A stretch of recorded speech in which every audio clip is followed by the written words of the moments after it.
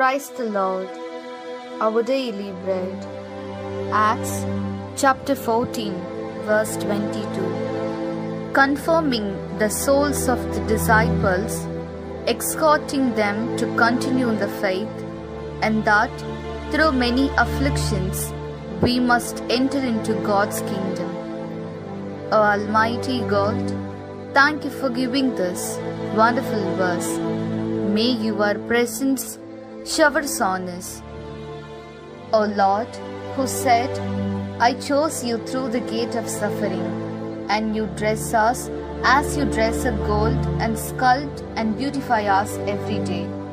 Therefore, the road to destruction is wide, and the road to life is narrow. Therefore, bless us to choose the road to life and free ourselves from worldly illusions and live in faith. We ask this in the name of Jesus Christ. Amen.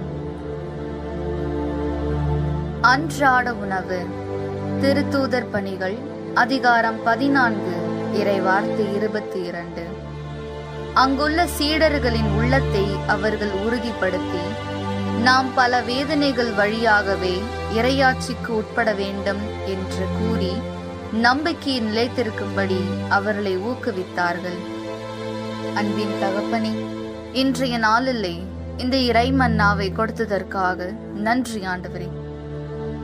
நான் உன்னை துன்பம் என்னும் வாயிலால் தேர்ந்தெடுத்தேன் என்று சொன்ன ஆண்டவரே, நீர் எங்களை பொன்னை புடமிடுவது போல் புடமிட்டு எங்களை ஒவ்வொரு நாளும் செதுக்கி அழகுபடுத்துகின்றேன்.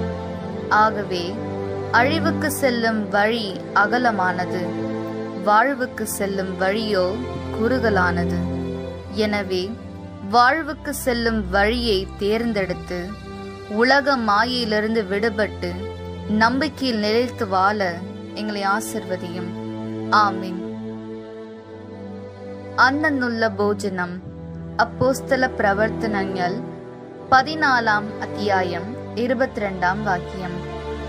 விசுவாசத்தில் நிலநிற்கணும் என்னும் நிரவதி பீடனங்களிலுடே தெய்வ ராஜ்யத்தில் பிரவேசிக்கணும் என்னும் உபதேசிச்சு கொண்டு சிஷ்யருடைய மனசினை அவர் சக்திப்படுத்தி, தெய்வமே, ഞങ്ങൾ സ്വർഗരാജ്യം പ്രാപിക്കുവാൻ വേണ്ടി ഒരുപാട് കഷ്ടപ്പാടുകൾ പീഡനങ്ങൾ സഹിക്കേണ്ടിയിരിക്കുന്നു എന്നോ ഞങ്ങൾ അറിയുന്നു.